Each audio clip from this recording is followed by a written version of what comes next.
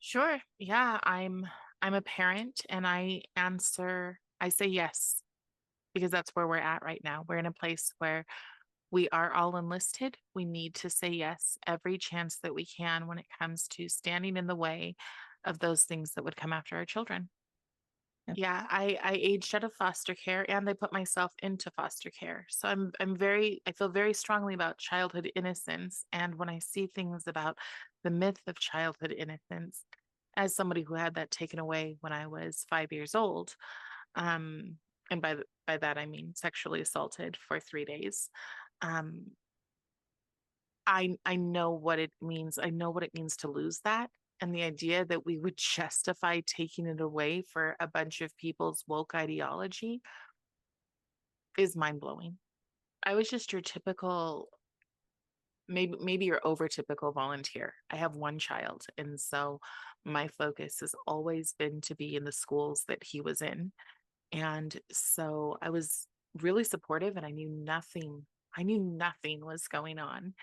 And then um, in 2020 with the passing of George Floyd, I watched the kids be shut down for asking real questions. Like, what does looting have to do with standing up for what's wrong? And I watched a teacher say looting is the voice of the unheard and encourage all of these fifth and sixth grade kids to go outside and to take a knee and to have a moment of silence.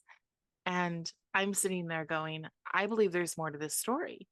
So if we're going to educate kids, if we're going to expose them to what happened, then we need to talk about the more to this story.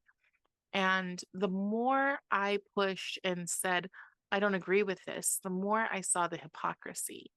I was physically assaulted by someone because I held a sign that said character matters, reject CRT, they are using us.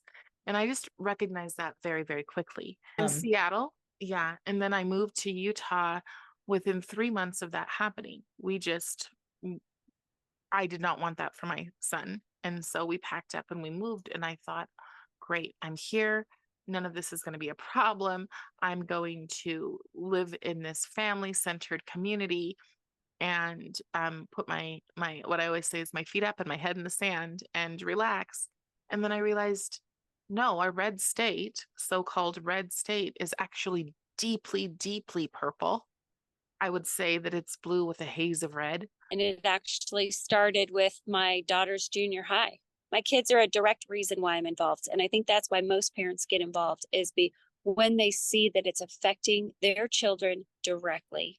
As pertaining to the books, it was what the teachers were telling about the trans movement and how they need to affirm. And so she was yelling at her grandma saying, you need to affirm trans people. And I'm just like, whoa, this is getting crazy. so one of my sons was in public school and was assigned a book that I didn't think was appropriate. And so I met with this teacher and asked if we could do a different book, even offered to buy books for the whole class if you could choose a different book that was more uplifting and engaging for that age. And he was open to the idea, but then ended up not doing it. And so it made me interested. What books are they teaching in schools? And then I started substituting, and then I saw what was really going on. So I saw GSA clubs. Gay Straight Alliance is one thing, and then they also call it the Gender and Sexualities Club because so many of the kids have went from being quote allies to being members of the community, of the queer community. And because I understand what queer means, and it doesn't mean stabilization for homosexuals, it means to dismantle constantly in a constant state. It's Paulo Freire, it's Marxism, dismantling. And I saw the kids just having very, very low expectations for them. And as I start to recognize what restorative justice is, I start to realize that I saw that connection.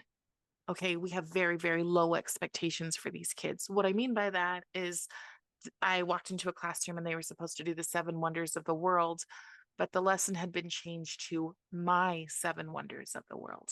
And so the kids are doing, they're just dropping an image of McDonald's, dropping an image of a baseball field or Joanne Fabrics and saying that's their seven wonders, and not understanding the depth of where the seven wonders come from. And that's for a middle school project, which again blows my mind because at a school around the corner, the kids are writing 3-page essays, right? And so what is going on here? Children coming in and having permission to leave written on the back of their cell phones and just saying, I can leave for any room due to my anxiety because I can't handle the 1 hour class that I'm going to have here or the 50-minute class that I'm going to have here. And then having them 11th graders not actually open up textbooks, but instead listen to an audiobook and answer 5 questions at 11th grade. So those are the things that I saw that I found concerning. They're not necessarily pushing Marxism, they're pushing low expectations. They're lowering the bar.